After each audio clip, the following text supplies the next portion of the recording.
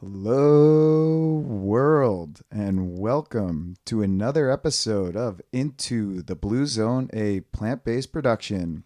Today we have special guest Mr. Mark Mullen, NBC Anchorman and Emmy award-winning domestic and foreign correspondent for NBC News. Mark, thank you for taking precious time out of your day to come on to the show and enlighten the world. Okay, now the pressure's on. Yeah.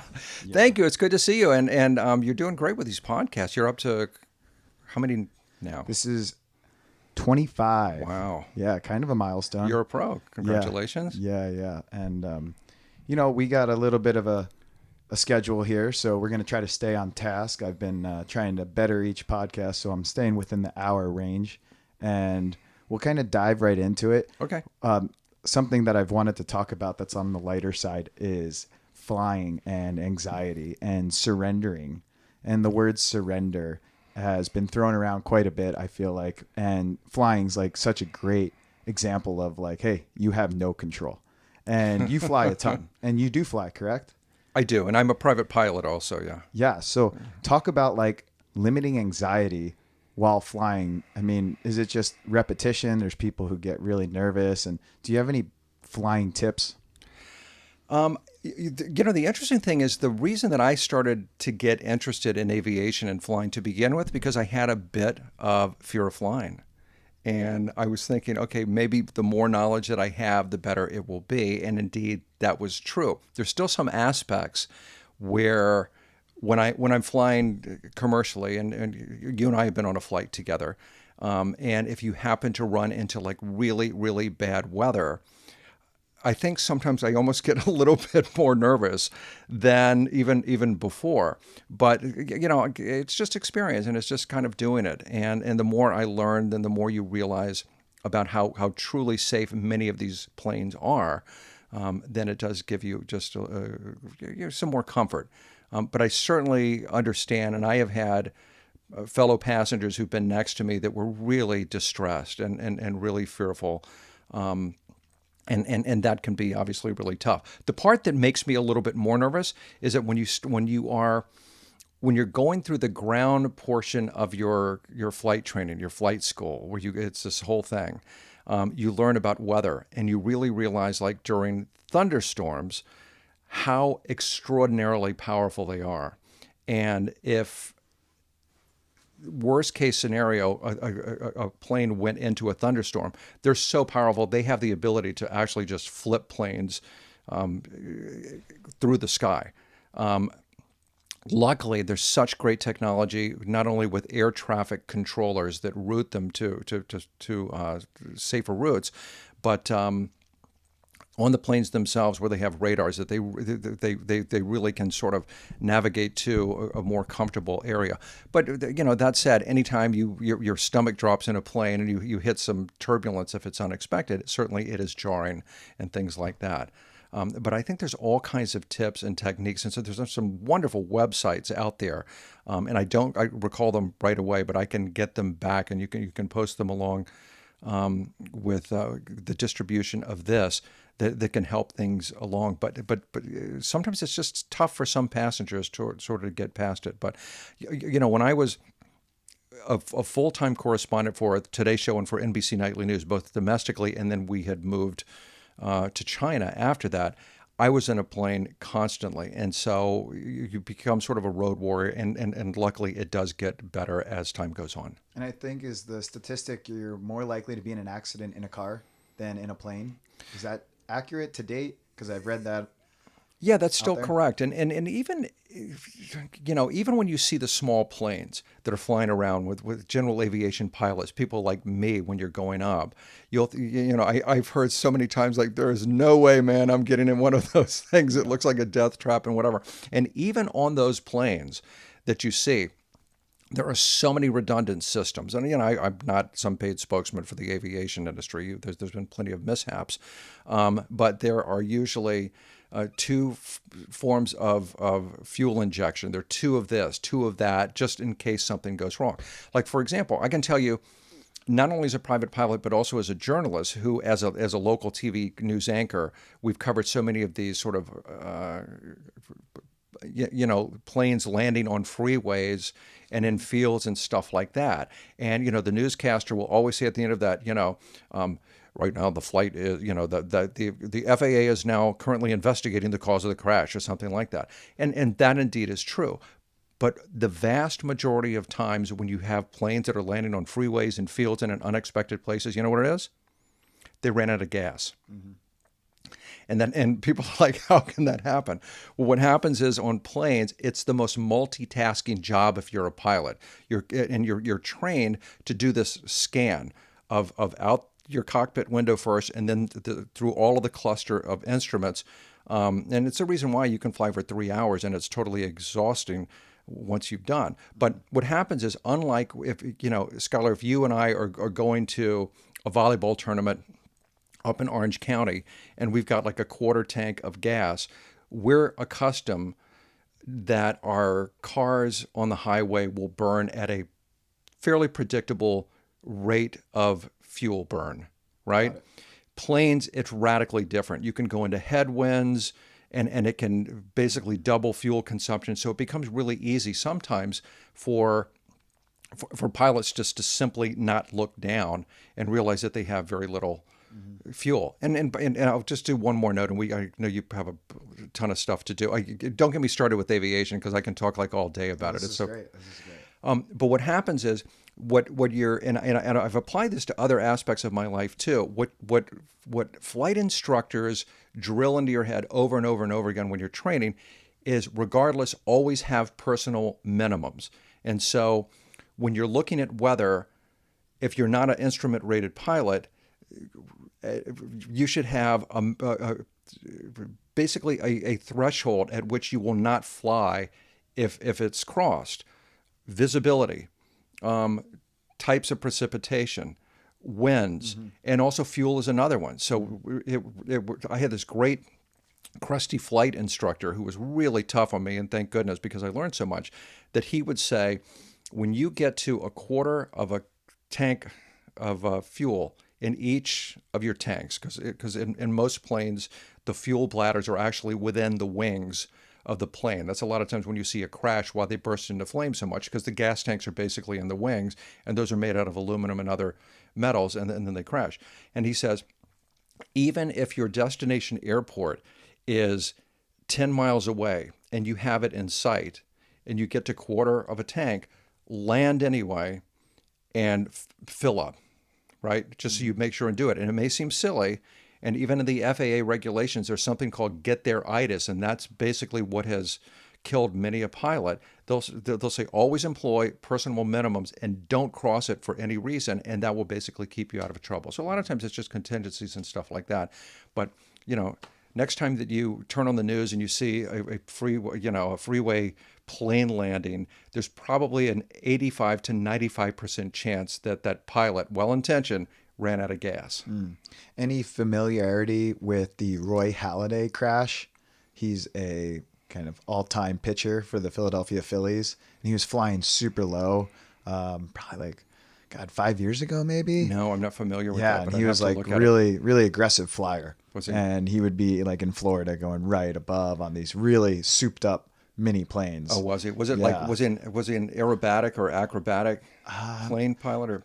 I'm not sure. He'd go out all the time. And do you know who Roy Halladay was or is? I don't. He's Cy Young pitcher for the Toronto Blue Jays. I'm not a baseball guy, but no. Couple no hitters. No, sorry. And then what about like Kobe Bryant and that whole tragedy? Was it just kind of something that is weather and a fluke accident, and you just that's another thing. The thing with Kobe Bryant, I covered a couple of those stories as well, and it was a helicopter pilot that he was accustomed to using often, but the weather conditions were not good, and a lot of times, even with well-intentioned pilots, you can set off to go to a particular destination, and the weather may change when you are going along the way, and you have to sort of adjust. I mean, the easiest thing to do, and it sounds simple, but you have to adhere to it. And again, this is employing personal minimums. If you are flying into crummy weather And especially with a helicopter, right? Because if you're taking a shortcut over the hills, like whether it was through Topanga, or areas of LA where you're basically trying to migrate from the coast inland, there are all kinds of hills, and if it's completely obscured and you can't see it because a marine layer has gone in, there's what they call controlled flight into terrain, which means you're basically flying into the ground or you're flying into the side of a mountain. And the easiest way to and what they teach student pilots and what they drill into veteran pilots as well, if you end up going into unexpected crummy weather, you look immediately at your compass and you go 180 degrees and get out of it. So you follow your breadcrumb trail, exactly what led you into it, and that will typically bring you back to clear weather, and then you can make a smarter decision. But the smaller aircraft, whether it's a smaller plane that I'm flying or even, and I wasn't familiar with his avionics, but just in even moderately sized helicopters, they're not going to have internal radars the same way that larger planes and larger aircraft may have. Yeah. Personal minimums. Personal minimums, which Those are are good key. to employ in any aspect of life. Right? Exactly. Kind of that threshold. I just want to pause and dedicate this episode to my grandfather, Lloyd Heyman. He was a big news guy. Was he? So I think, he watched more news than, I'll watch in a week, or in a lifetime he watched in a Well, week. bless him. Good. So he was an informed guy. He watched news all the time, and he would probably be pretty excited for me to have you on the show. Oh, thanks. I wish Is he still watched with us or no? No, he passed a few years ago. He watched enough news for him and me to cover that's me. great. Yeah. So I want to dedicate this episode to Lloyd and Grandpa. What excites you? Where did your journalism passion start, and then what excites you now after doing it for so long? Like, what was the starting, like, oh, that story, I got to cover it? Or Okay, so what started was basically just exposure. So what happened is that my grandfather was an Episcopal bishop and was a bit of a rascal. He was a Spaniard, but he was posted in Spain, and then also in Cuba, which actually had a large Anglican or Episcopal population. My mom and my uncle grew up there, but when they were a child, it was right in the Cuban Revolution, Che Guevara, Fidel Castro, and so they were both sent to boarding schools in the United States to sort of get them out of the fray, even though my grandfather continued to basically run all of the schools and the churches in Cuba. So we always had a ton. We used to joke and call it the Episcopal Mafia, but growing up in New Orleans, which is my hometown, we always had, there was always a priest, Episcopal minister coming over for drinks. Good Episcopalians will always find the bar for dinner, Thanksgiving, and stuff like that. And so we basically knew everybody, and it was just sort of like this one little small community. Anyway, so you rewind a little bit now to when there was the Mariel, the boat lift. So you had many Cubans who were leaving Cuba to go to the United States. And during that time, Fidel Castro politically decided to also empty all of the Cuban jails, right, and get rid of all of the bad actors in Cuba and just sort of let them mingle on the boats, where the vast majority of the Cubans who were coming over were coming to host families and to many families as well who were here. And Fidel decided just to empty the jails and let all the bad seeds go, and there were problems. Jimmy Carter was president at the time. He realized kind of late in the game, we should have put some sort of restrictions on here, and then all of a sudden they just cut everything off. So friends of ours who worked in the Episcopal Church had a large group of Cubans who were coming over to basically reunite with family in both New Orleans and also in Florida. But Jimmy Carter had already put the blockade on. Well, two sort of rascal Episcopal ministers that we knew said, I don't care if there's a blockade, we're going to go get them anyway, because they're now considered enemies of the state. They're basically in like almost detention camps in Cuba. And if we don't go get them, who knows what's going to happen to them. So they had already bought, by what means I don't know, a World War II submarine chaser boat, got 2 doctors, 2 nurses on, tons of food. And so, with a captain who was also a Cuban American, they set out to go get them. And as so they got everybody on board. All of these people were good, reputable, nice folks. They were all coming to their families back in the United States. But by now this boat and these 2 ministers are on the radar of the U.S. government, which has already put a Navy blockade that no more ships from Cuba can come in. And they were like, I remember specifically, man of God said, to hell with what the United States government wants. We have a mission to go get these people and whatever. So they did. And so my uncle is an attorney and friends with all of these folks. And so he's like, okay. And he said to me, Mark, I'm going to fly to Miami and then we're going to go to Key West and we're going to meet the boat as it comes in because they're all going to be arrested. Mm-hmm. And I have to represent them. Mm-hmm. And by the way, the local CBS affiliate in New Orleans wants to come with us and film all of this. So, and CBS Network News also chartered this one huge fishing boat. It was like this, like 42 feet or something, paying $10,000 per day just if we give them the video from this. Do you want to come? It's like, sure. So I skipped school and my part-time job, flew with them, and so I was out with a CBS crew with my uncle as the submarine chaser boat with the 2 priests and the Cubans start coming into view, and it's almost like a movie where you see like Coast Guard and Navy ships forming this huge line around them. And as the CBS, I'll never get this picture out of my mind. As the CBS crew is filming all of this, the 2 priests, including this one called Father Joe, who's on the bridge, is in his T-shirt, not clerical collar, and he's hosting a beer, toasting us in the Navy. And my uncle is like, "Oh, hell, I can't believe this." And so, but it was just like, it was thrilling, and it's just like, I want to do this. I want to be a journalist and really document this. And I always had kind of an interest in doing so anyway, because if you're just a little bit curious about a lot of things, there's no better job than being a journalist because it just puts you in that. And it also gives you access to so many really cool people and places and events, and you get to see history made in a lot of ways. And it was fascinating. And so I loved what that news crew was doing. I thought my uncle was really ballsy to do this. The priests were awesome. All the people got processed. They're all fine. They all went to their families after. But it was fun that I was on a story that made national news because it was sort of like a slow news week anyway. And so you have these 2 defiant ministers who are just like, we're going to get people. So it's got a great sort of built-in backstory as well. So that's how I first got interested. Yeah, awesome that it was like one specific story. How old were you in high school? I was in high school. Cool.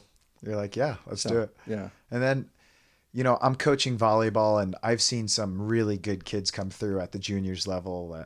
Most recently, we had just a great class, and I've been coaching kids that have won back-to-back national championships, and you get spoiled. Like, I've seen a lot of good volleyball in the last 8-10 years working for Wave. What do you still get that same fire, or does it take like a bigger story? I mean, the most recent gun shooting in Texas.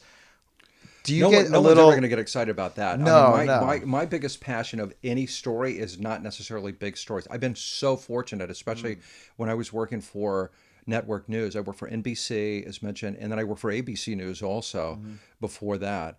And it's thrilling sometimes to be on super big stories. The stories I like still, the ones that resonate with me, is having just ordinary people do extraordinary things. That to me is the most magical stories to do, because there are some people who just never will get a lot of recognition, and they're doing just remarkable, just courageous stuff every single day. But the school shootings, yes, that's a big national story. I'm so happy that I'm not covering that I'm not there in Texas having to do this. It's awful. And, and I don't, I'm sure there's exceptions to any rule, but I have never known any journalist that I respect that would ever kind of relish being in a situation like that. It's heartbreaking, right? I mean, Yeah. it's just it's such a tough story, and you hear. I heard like a colleague the other day who works at another station saying, "Yeah, I know this resonates for all parents." Forget parents. Anybody who hears this that has a heart, you don't have to have experience as a parent or imagination to realize just how horrific this was. Totally. And recent messages for my podcast have been, let's touch like 10 people and 100 people. Let's touch like 1,000 people with this episode. And like you said, it doesn't matter if you're a parent. Um, and I don't really think it matters if you're a Democrat or Republican Right.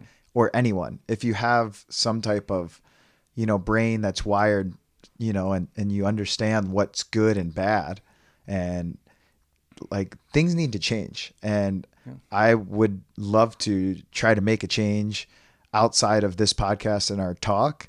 And that takes some great actions.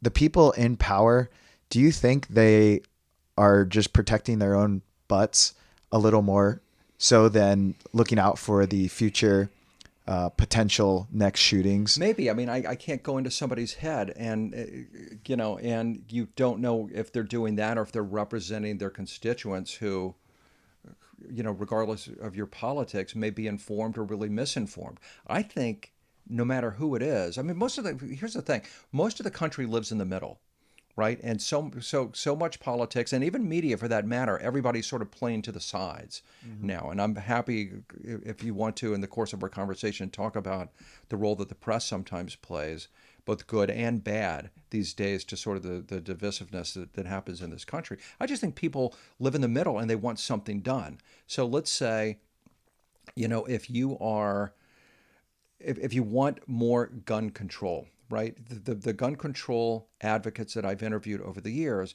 they'll talk about background checks, and they really do that as sort of the price of admission, right? I mean, for them, that's just like that's the least you can do, and whatever. And in a situation like what happened in Texas, that likely would not have picked up on the shooter because that guy had no criminal history and also no recorded, no documented mental health issues and things like that. And then you get into more regulations of guns, like assault rifles, and basically every cop that I've ever interviewed will say, no, of course we don't think that should be a thing. That's a military grade weapon.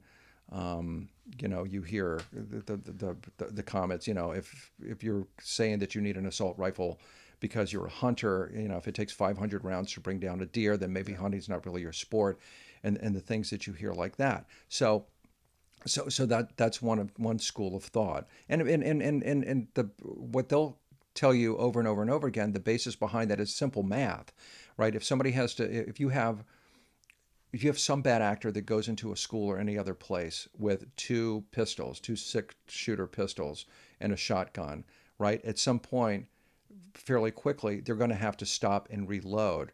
If you have somebody with an assault rifle that comes in with hundreds of rounds, just as doing the math, they can just inflict that much more carnage more quickly. So that's that one side. Then I was listening, as did much of the country because it was covered nationwide, the press conference that was given by Governor Abbott of Texas, who has been a supporter of the gun rights in Texas. And he's like, this is a mental health issue. Okay, that may, let's say that resonates with a lot of people. If that is the case, then what are you going to do about it? Right. And NBC News was reporting shortly after that press conference that governor had in a previous year's budget slashed tens of millions of dollars. And I don't have the numbers in front of me, but it's on the NBC News website, to the Texas department, which actually oversees mental health programs. So regardless of what you think the cause is or what the solution is, I just think people want something done. So regardless of your politics, just pretending it just goes away, I don't think is going to work. And you look at sort of the numbing ability that most people have, where if you and I just walked down the street, and we even find informed people, you just say, can you name the 5 past mass shooter events in this country. And they may be able to pick out 2 or 3, but it's not because they're not paying attention. It's because they're coming so frequently. And it really takes, the murder of children to be able to get the attention. And even after Sandy Hook, that really didn't move the needle a lot. So I think, again, most of the country lives in the middle. And regardless of what you think the solution is, people just are like, do something, right? Yeah. Just do something. Well, 18 years old seems ludicrous, for starters. Like, what's up with the 18 years old to buy this gun? Like, we could bump that age up. I think that's just pretty simple stuff. And then it doesn't make sense with, a political side in regards to this and a state versus state like law. Like, this is a nationwide issue. And it's not like, oh, well, Texas this and California that and New Jersey and Florida. It's like this is happening all over in Colorado, everywhere. And let's like kind of be unified here on one thing and like kind of buckle down. And it doesn't seem like, the states want to, work together at all on this. And it's like, well, we're Texas and this is what we stand for. And well, we're California, this is a little different. And I just feel like it's not a state versus state thing. It's a nationwide issue. And the age of 18 years old is like appalling. Like, I can't believe like you can't buy alcohol. And then in schools, what kind of frustrates me, there's no like gun. I don't know. You have 2 kids and they're both in school. Is there any gun like awareness? I mean, like, hey, if you're going down a street, like, are we teaching that? Because what we have been taught is the war on drugs and dare and say no to drugs. Except I don't hear like drugs killing 20 people at once, from one person. One person just laced a party and poisoned everyone. I don't hear those stories. And I feel like our school systems can enforce and make kids more aware of gun safety. And if you don't talk about it, it's not going to go away. Well, they are talking about it, but sadly in ways that we wish they didn't have to. So they're not going to talk about gun safety too much because, number one, how many kids have guns, right, around here? Number two, what they are talking about, and this is the part that's so sobering, is that they do active shooter drills, and they're teaching that. So which says 2 things. Number one, they're speaking to kids about a really tough subject, but the kids in many ways and the schools themselves are having to deal with this downstream. So number one, they might be very successful. They're also, you hear, if you see something, say something. So they're trying to teach the kids how to be more alert. But basically, what's the byproduct of that? What it is there's been enough inaction in Washington, D.C. or in people's state capitals where they're not seeing that much management of this issue up high. So it's going downstream. So they're now telling the kids, who might be the very targets of some deranged school shooter, to help better protect themselves. So, so our own children, we're having to sort of task and train to be able to detect threats. And also the series of what you do in your own classroom physically if somebody is coming in and invading and trying to kill you. And it's sobering and it's awful. And it's a better idea that they're doing that, but it sucks that we got to this point. Mm-hmm. Yeah. Well, on that note, let's maybe lighten it up a little bit and switch gears. I have a food line that I want you to try. A couple sauces on air. Okay. Give me your honest opinion. It is the food line's called Sky's the Limit. Okay. And good. It's a play on your name. Yeah, and Simone Caesar. It's my mom. They're both her recipes. It's a plant-based vegan Caesar dressings. It's really a sauce. It's however you want to do it. And then Sky's Thai. It's a Thai peanut sauce. So would you want to give a little try? And so what is this first one? So that's the Thai peanut sauce. This is a Thai peanut sauce. It's really just a little bit when we spicy. lived in Asia, we went to Thailand for every single vacation we have. And I love peanuts. Okay, good. And so what's the base of this? This is like... So it's peanuts, a little lime juice, a little salt, and a secret sriracha blend. It's yummy. Yeah, that's interesting. I like this a lot. So it's got everything, and what's interesting is that it's sort of like a fusion of a couple of cultures right in this one little Yeah, glass, it's right? it's not like a straight peanut sauce. It's got a No, little it's not. spice to it. Yeah. It's not too spicy though, where anyone who's kind of low tolerance threshold would, I think, not be afraid of it. So this is strong enough, and I mean that in a complimentary way because I like good sauces. Who wants to just put some kind of spread that has no taste on it? What would you use this for? I think noodles, kind of traditional noodles stir fry on, I'll do tofu and veggies or something like that. I mean, I'll just dip Should I do the other vegetables. one too? Yeah, yeah, it's a little yin and a yang. So that's Okay. Oh, much different. Should I Well, have just started kind of with the take a milder one second. first? No, no, that's pretty. That's got a good flavor. I mean, do you like Caesar dressing? I do. Yeah, so it's not a traditional Caesar without the eggs and the anchovies. Although it thins out. It's quite thick out of the fridge. It'll thin out as it warms up. I think it goes on anything. No, So it's kind of an everything sauce. this is nice. Yeah, Yeah.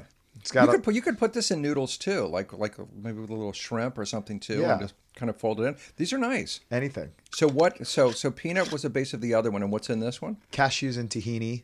And tahini, yeah. Quite a lot actually. It's a little complex. So some tamari, No, this is Brexaminos, apple good. cider vinegar, lemon juice, You should sell salt, this. pepper. And That's get the a goal. and get a snappy name. That's what I'm doing. You get one complimentary though. I do. No, they're You, good. you don't get charged Listen for your no, time you're and nice. coming if on the if show. And quite honestly, if it sucked, I wouldn't say that it sucked, but I would find oh, that's a good nice okay. try or something. It's It's okay. like as a coach, what are your lines when a kid is not very good, but you want to make them feel like recognized? They usually don't ask me. And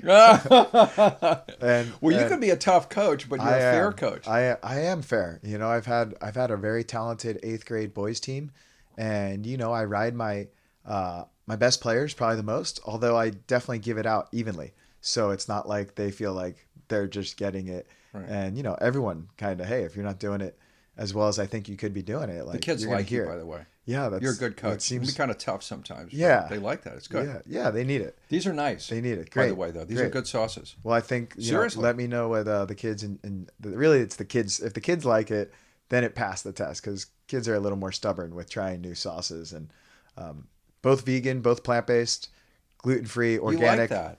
Yeah, I like it a lot. I think it's been life changing for me. So, well, let's get back to the real stuff here. And during COVID, which it's end of May 2022 for record keeping.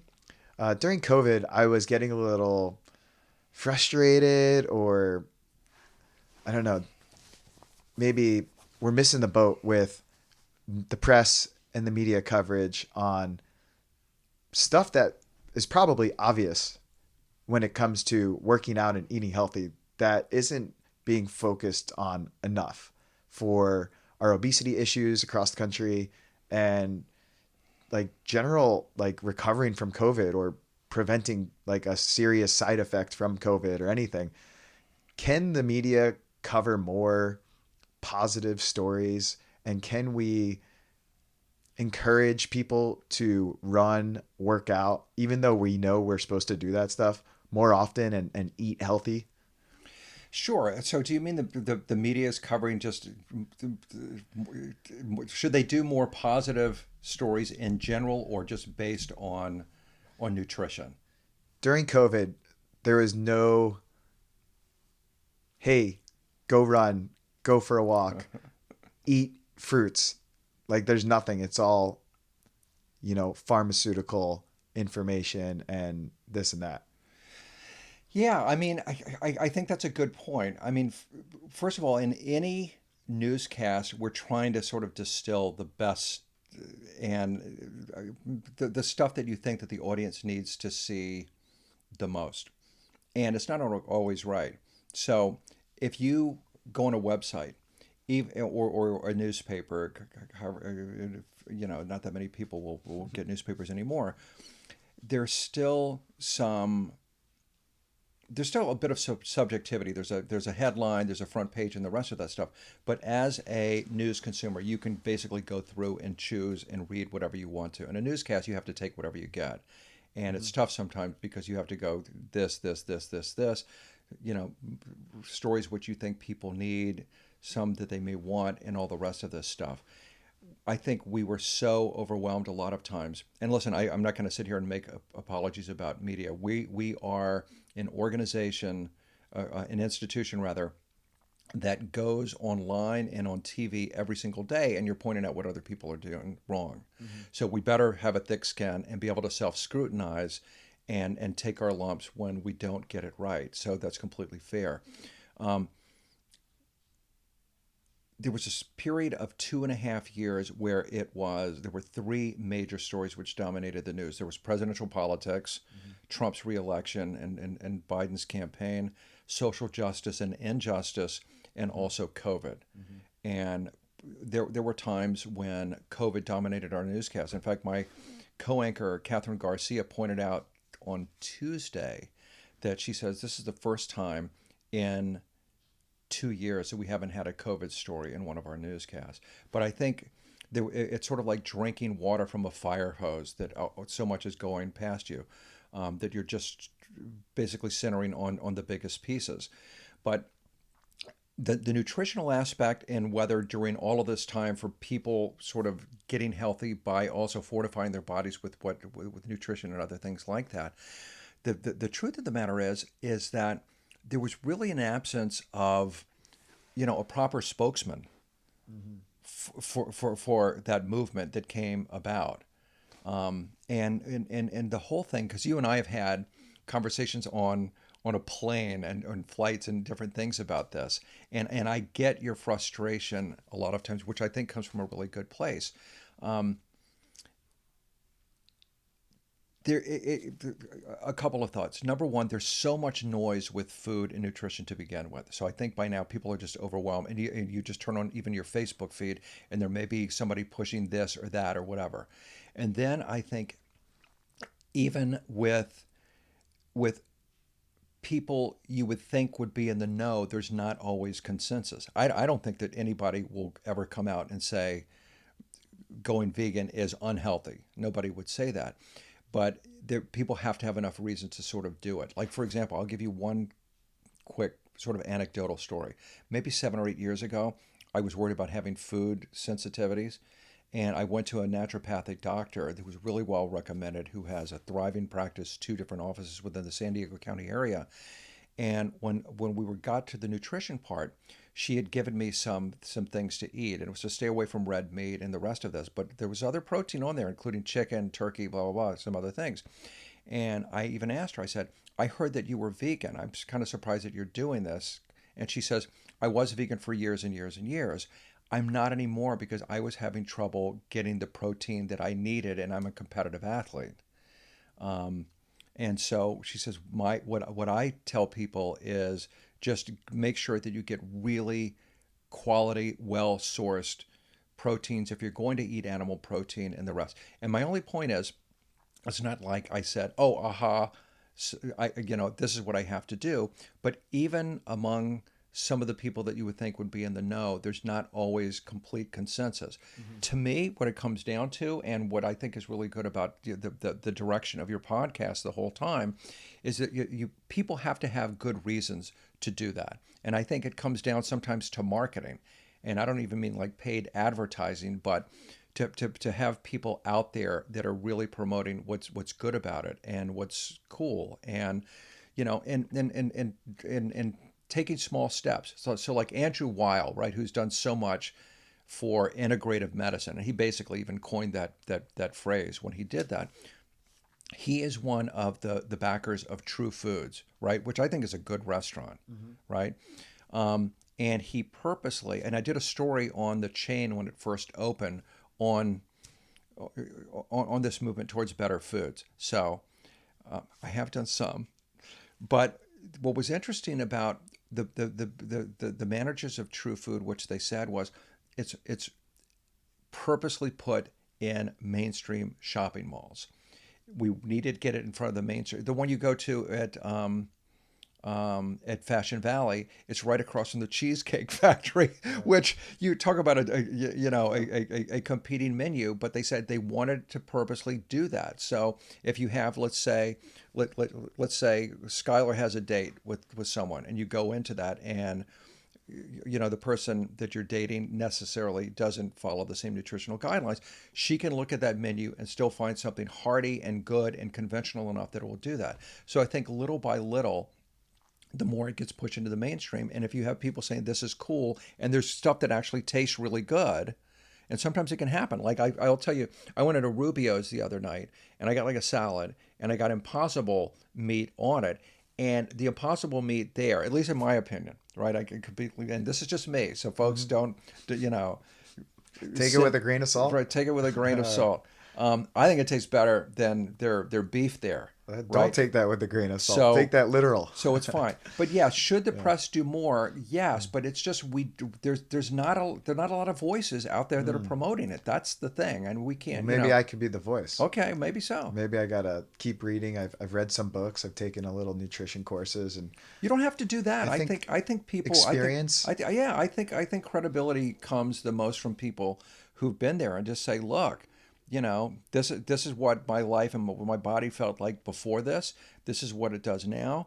You can eat really well. But I think for if you're trying to convert the average caveman, right? Because the people who are converted are already converted, right? You're already preaching to the choir in a situation like that. But if you want to get more of the mainstream, which seems to be your intent, which I think is noble, right? Is trying to you're passionate about something, and it's like, hey guys, you could just make one food choice, even if you start just once a day, and this could, you won't have as much inflammation, you'll have more energy, da da da da, and all the rest of this stuff. I think it could be contagious. We just need more voices in it, and you need more from a marketing standpoint. You need people that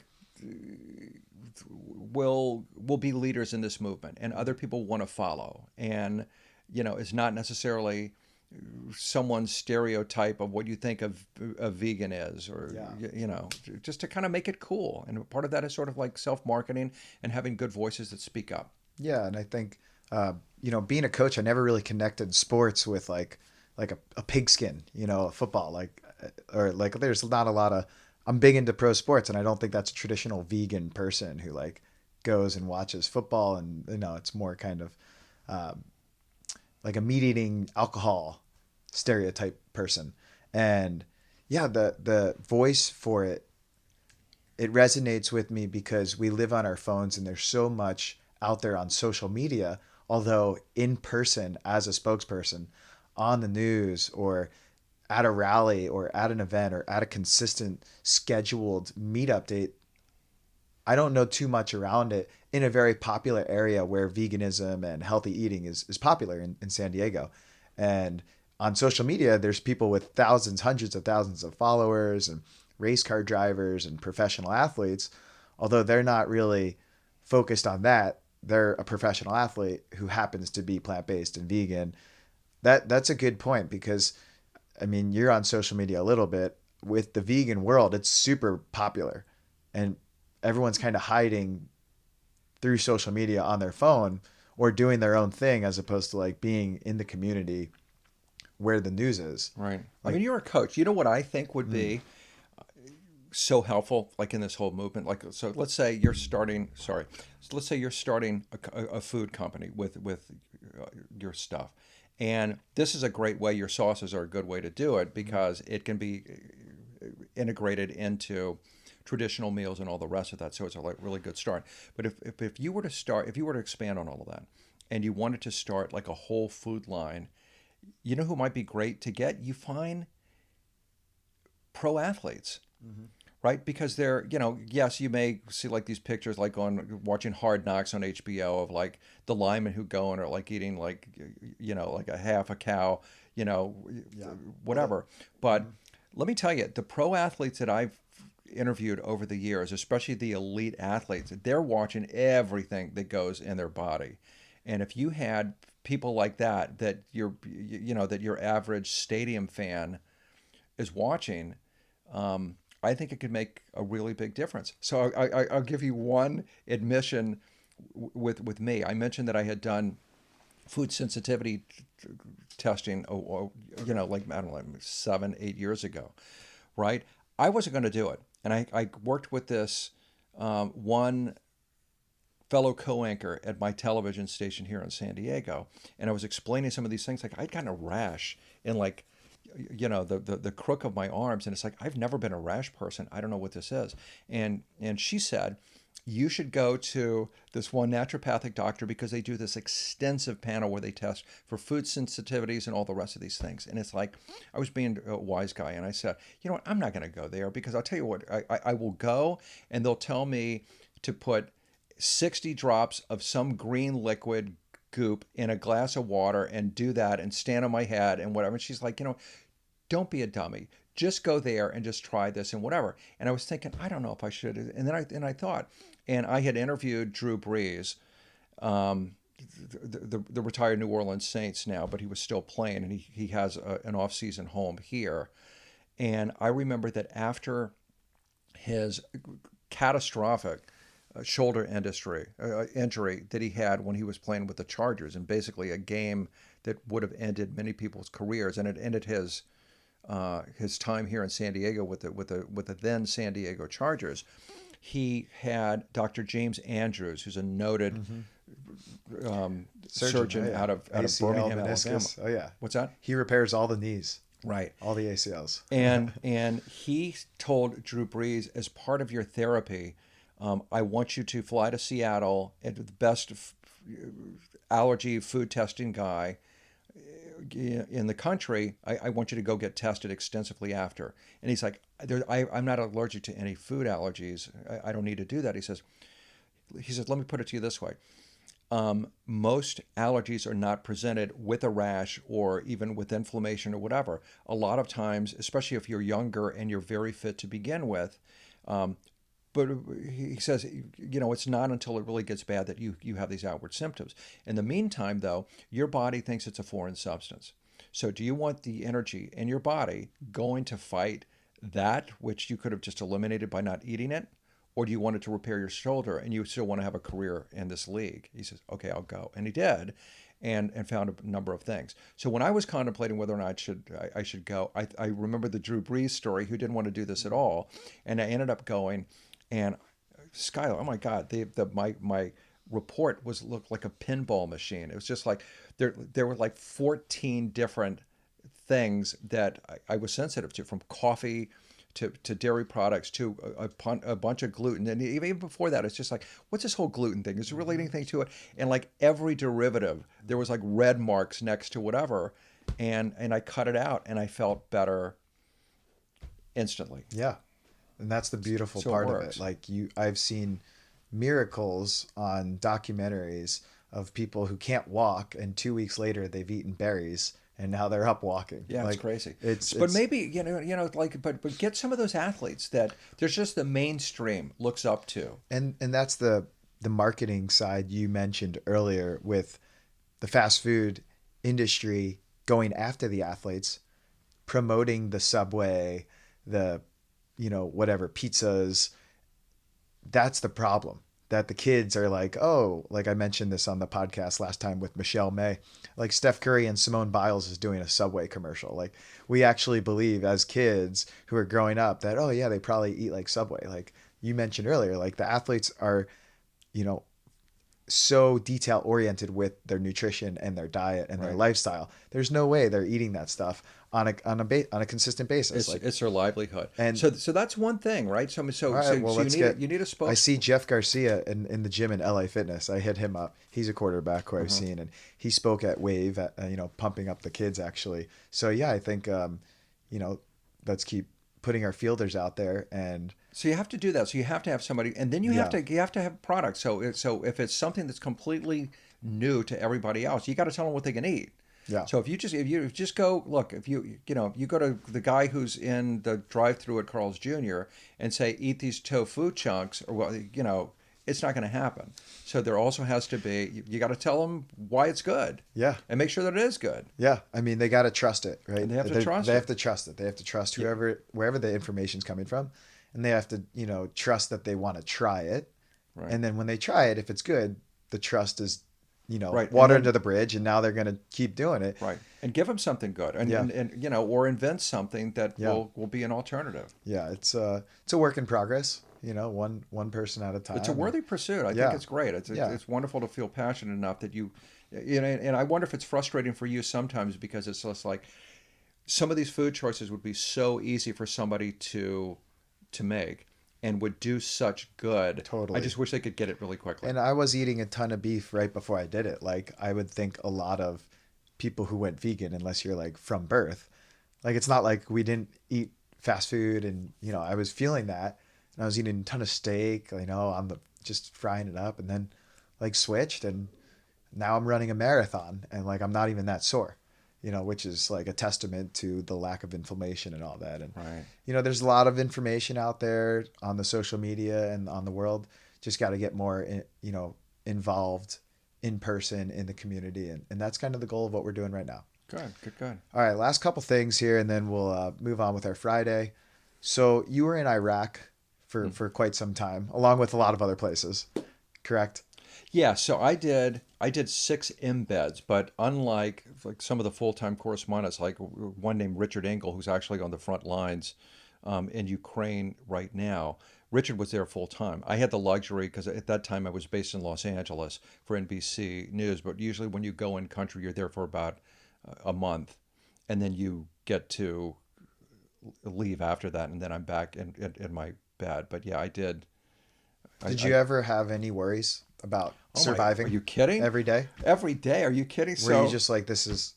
Did you ever have a thought where I'm not gonna survive, or was it every day like this could be it? I think once you're there and the war is underway, yes. I mean, obviously you feel that way, but um, I'm extremely fortunate because again, I get to fly, I get to dip in and dip out, Mm-hmm. and you have the service members who were there full time, Mm-hmm.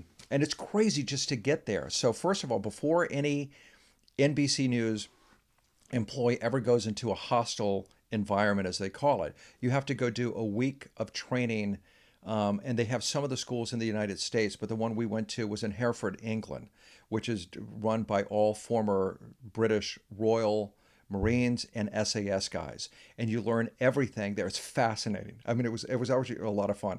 You learn everything on where to go if there's bullets that are flying on a street, which I can tell you in just a moment because it's very specific. How to recognize mortar fire and where to go. How to deal when there are sniper zones, how to recognize it, and how to mitigate your problems there, and even how you bribe corrupt police officers. We did, and you have Wow, some. what an experience! So it was great. Before you even go there, just that crash course Right. I mean, was like so it was everything. So, getting like for prepped. example, like I'll give you just one example because it was like it was a blast. And these guys, and also during the training, they kidnap you twice. So they go through play Oh acting, wow, good. and they truly do it. Get And those you get emotions guns in your going. face. Oh, let me tell you. Yeah. I mean, these guys do not mess around. There was a group of like 12 journalists and also some contractors that were on their way to Iraq, and their companies all put them there.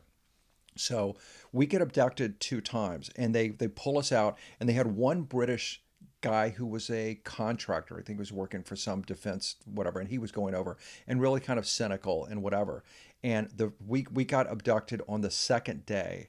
And they do that. So by the time you get abducted to the almost last day, they see what's improved. And the first thing that this guy said when they're pulling us out of the van, they stop, balaclavas, whole thing, guns. You have explosions that are going around, not like M80s, like real explosions. There's pyrotechnics and all the rest of this stuff. And then they block it. So they pulled all of us out of the van, like literally pulled us out of the van. And this one British guy said, very sniffy, I don't do play acting. So one of the trainers, who's a former SAS guy, a special forces guy, just punches him right in the face, and he goes down. And the rest of us are just like, "Oh hell, we better make sure and never do that." So they don't really mess around. But you go through this whole thing. So I'll give you one little bit of information that we learned during that, and that is like if you were ever anywhere on a street, any place in the world, and there are people shooting, right? You're obviously going to try and get away. But if you have to protect yourself, the place you go in a car is you always get behind the front wheel. The engine block is the only thing on a car which is dense enough to stop a bullet. You'll even see in SWAT situations, police officers sometimes standing behind a trunk or a door. That's like paper. Bullets would go right through that. So they would teach you stuff like this. This is where you go. So even if you have to stack 3 or 4 people Behind the wheel. behind the wheel or That's behind like what I'm thinking of in movies. behind an engine block, right? Because an engine block is the only thing that can stop a bullet. Well, Everything where's the else engine block located? in the front of the car, unless you have Okay, a so go to the Tesla front or a wheel. Volkswagen. Go That's to the like front wheel. vintage. If you So don't know where an engine block Right. is, like me, front wheel. Exactly. All right, I feel like I've seen that in the movies. So It's like exactly, but you'll also see now You've that seen a lot of now that things I've in told you this, you'll see also like police officers and other people standing behind the Yeah. side or behind a car door. No good. And that does nothing. But yes, but that was part of the training. And then once you do that, I'll just get you into Iraq, and then you ask your questions away. You Keep going. you fly from there to Frankfurt, Germany, which is sort of like the hub of almost all travel throughout Europe, and then into North Africa and to the Middle East. And then we went to Jordan, which is a beautiful country, and that's like the last bit of safe civilization that you're going to have. And we would stay at the Intercontinental Hotel there, and it was really weird because they have a Mexican restaurant. So the night before you go in, you're sitting there drinking a Corona and having like, enchiladas and the rest, and then you fly into Iraq. When you do, which is crazy, you can either fly one of 2 carriers. You can go Iraqi Air, no thanks, or you can fly Royal Jordanian. And I don't know why, but essentially all of the Royal Jordanian planes were crewed by South Africans, pilots, flight attendants, whatever. And the planes are compact. So they're not like something small like a Gulfstream or something like that, but they are like large business jets, but not as big as the ones that you have. So it's really strange. So you get to Iraq fairly fast. You take off from Jordan and you're flying at altitude. And then once you get over Baghdad International Airport, which would be BIAP for short, you don't land by traditional approach, where you go to waypoints and then you're descending and going to whatever. And the reason why, as it's explained to you very quickly, is that it's too easy to take on gunfire, which sometimes they'll just start shooting and try and blow this plane out of the sky. So what you do is you fly basically at altitude until you're right over the field. And then you start corkscrewing in lazy circles all the way down, because at least around the airport itself, there's, which is next to the green zone. No, sorry, away from the green zone, but in a fortified area because you have military positions around there. So you corkscrew down until you basically get over the runway and then just land really quickly and just hustle inside, right? And Must then have from had there, your heart pumping. what's that? Must have had your heart pumping. Yeah, it's heart pumping. And but to answer your question, yeah, you're basically kind of like just living like that the whole time, like even when you get to your hotel. So once you get to Baghdad International Airport, the diplomats and the military people would take a helicopter from there to the green zone.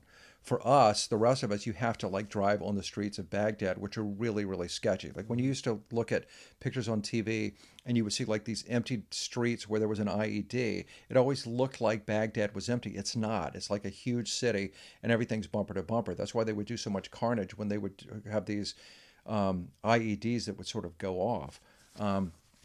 But it gets dicey. But from the hostile environment training that we had before, you always have a go bag with you. So even when you're in your hotel room, you have this. You can buy these things on Amazon too. These sort of bars that go underneath your doorknob that will at least slow somebody down if they're trying to break through. And then you grab all of your go bag, which has your passport stuff, satellite radio, everything in it, and make out the window and good luck. But yes, it's always it's tense because the hotels that most of the press stayed were not inside the green zone. It was outside, so you'd have to have your own security and then have like basically hired guards that control like a 3-block area around it. But yeah, it was you stay pretty tense the whole time. Have you had like lingering effects? Like, are you able to work and home, being a dad, loving husband, coming back from this stuff? That's a Not good like question. PTSD. That's a Like, good is there question. like a story that maybe it's just a normal person, right? And it's a really riveting story, good or bad, that you really like? You like those kind of more personal stories, or it's this big war or, Putin and stuff. Does any of it like come home and you just like can't shed it and it affects your kind of day to day just around the house? Yeah, but I mean, not again. I was lucky to dip in and dip out. So you are. I'm not haunted. I don't have any. I didn't have any huge traumatic events. You're all, as Jamie, my wife, will tell you, and you know Jamie, she's like, you were a little weird when you would come home from Iraq, right? Because you're just, it's Yeah. very quiet and it's sort of sobering. Hmm. But I didn't have anything long term. Here's what I do have, and nobody's ever asked me this question before. But there's still aspects of being in Iraq that that sort of punctuate my life today, and not for Like any you negative miss, reason. like that you miss it, or that you No. Sometimes kind of the you miss sort of the chaos? adrenaline, Yeah. but I'll give you one like little weird thing. So, for example, um, when I'm walking around or if I'm going on a run, and I will see a soda can, right? Let's see, like on the trail or something like that. I won't touch it. Hmm. I will never touch it. Hmm. And I would have before. And the reason why is that when we were in Iraq, the insurgents realized very early on that of all of the Western soldiers, Americans tended to be fairly clean. And sometimes just as a good gesture and because they were raised well, they would pick up soda cans and just throw them out. So they started putting bombs in the soda cans and it would blow the arms off some of these soldiers when they did it. So there's still some kind of weird aspects that go along with just being a journalist that affect you today. One of my kids' schools where they went to elementary school is right next to a freeway, and the first thing I was cognizant of is like this is too close to a freeway. If somebody abducts a kid, they're on a freeway and they're gone, and it's going to be that much harder to be able to, So yes, you have to, people don't have to live in my world, which is seeing a lot of the bad things of humanity. I have to live in the rest of the world. So I don't linger on it. But yes, I mean, just like anybody's experiences, it sort of punctuates your daily life, not in a debilitating fashion, but I still laugh at myself sometimes over the soda cans and stuff like that. But I'll be damned. I took a run on San Elijo Trail, last week, and I came across a soda can. It's like, nope.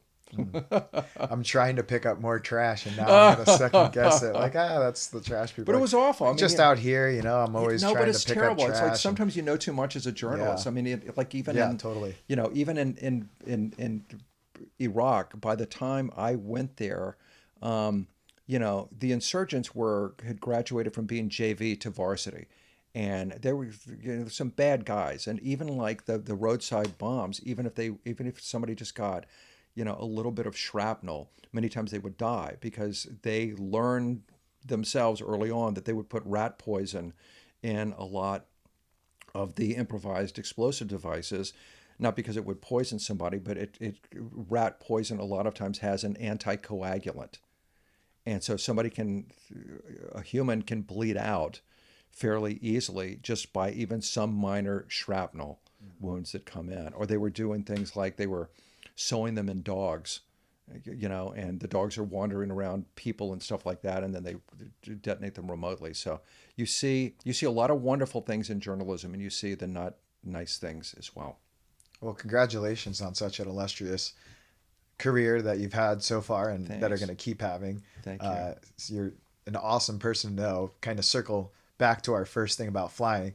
We haven't had many discussions, even though I've known your kids for a fair amount of time, and we had one of those great conversations on a plane. I know it's nice. And I mean, the conversations on a plane, there's only a couple that I've had with people throughout my life, because you don't always stranger or kind of acquaintance, and Or you're then you trying hit to it off in read, like right? 4 or 5 hours or sleep. You're listening to music, and I've had a couple now, and yours was one of them. And I Oh, had another thanks. conversation with an ex priest, and like we talked about everything under the sun through a mask.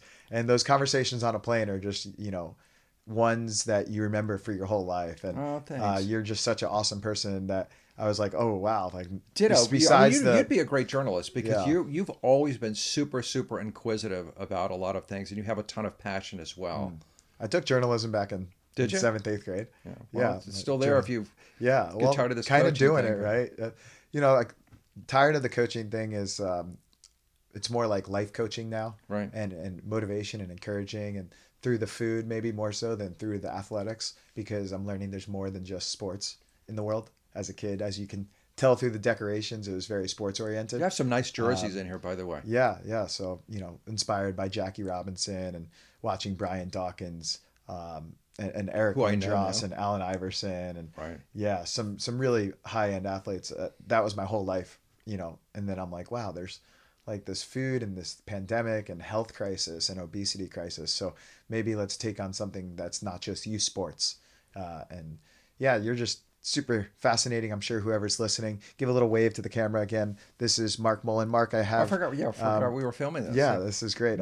It's going on YouTube, and I got Instagram Live here, and then Excellent. this goes on Spotify and Terrific. Applecast. You're all One over the last, place. yeah, that's the goal. One last question, then I'll let you off the hook here and enjoy our weekend.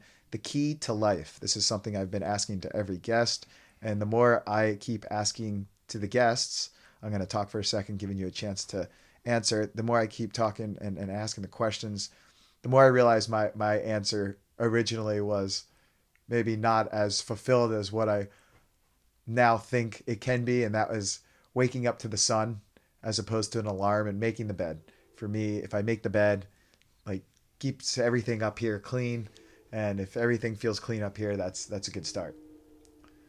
I think that's a lovely philosophy. I think it's great. I think I'm a huge proponent of gratitude. My kids, they wake up, I make them do 3 points of gratitude. And I think no matter what, I think you just stay thankful and gracious. And sometimes even if people don't have a lot in front of them, sometimes just simply having the eyes to be able to see a beautiful sunset or see people and then be present. Um, I think I think it just enriches the soul. I really do. I think just being generous of heart, being kind, and being present for your family and friends. Because you're generous in your comments, but your observations and your compliments are based on the fact that you are present and you're engaging with people and you're talking and you're sharing ideas, and it's all clearly when I have a conversation with you, it's all for trying to better your own knowledge so that you can help other people, and I think that's noble. Yeah. Well, I appreciate those kind words, and I got 3 practices today. Hopefully, you have an awesome Memorial. I don't. You're not going to be off for Monday, right? Like, you will be I seeing don't. you at the 5:30, 6:30, and I Right. I almost made it to the 11:30 show last night. It No, was let me 11 tell you. o'clock. No, Were like you on at yeah. So 11:30? I do five, Okay, 6, and 11, 5, but 6, 11. it's like especially the trends of viewership.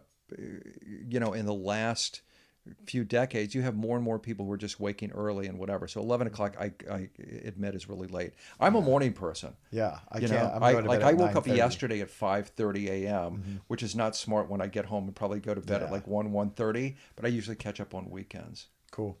Well, you got an extra day here to catch up. Thanks so much. I'm super grateful for you My taking pleasure. time out of Thanks your for having me Friday. on. And also, the sauces are really good. Yeah, let me know, and we'll get more your way. Awesome. Good All luck right. with that. Thank you. Thank you.